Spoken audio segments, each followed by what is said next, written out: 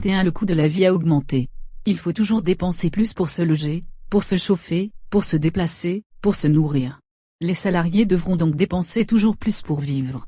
Le pouvoir d'achat des salariés va donc baisser car les salaires n'augmentent pas. Dans plusieurs secteurs du privé, il n'y a pas eu d'augmentation des salaires minimum. Dans la fonction publique, il n'y a pas eu d'augmentation depuis des années.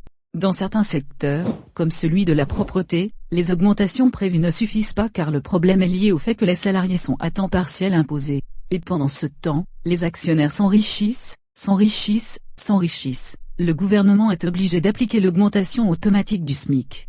Il ne fait rien d'autre. Il ne donne aucun coup de pouce au SMIC. Il n'augmente pas la valeur du point d'indice dans la fonction publique. Il n'agit pas pour empêcher la concurrence et le low-cost qui conduit à diminuer les salaires. Il n'encadre pas les prix des produits de première nécessité comme l'énergie ou la nourriture.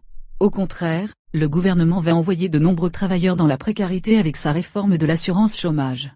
Il pourrait aussi appauvrir les futurs retraités avec une nouvelle réforme des retraites. Pour Force ouvrière, il faut des mesures générales, une véritable augmentation du SMIC qui permettra de favoriser des augmentations dans les branches, une augmentation du point d'indice de la fonction publique, un encadrement de la concurrence pour éviter le dumping social en particulier pour les services, la lutte contre le low cost. Pour défendre nos droits et en obtenir d'autres, il n'y a qu'une seule solution. Rendez-vous le 5 octobre en grève et dans les manifestations.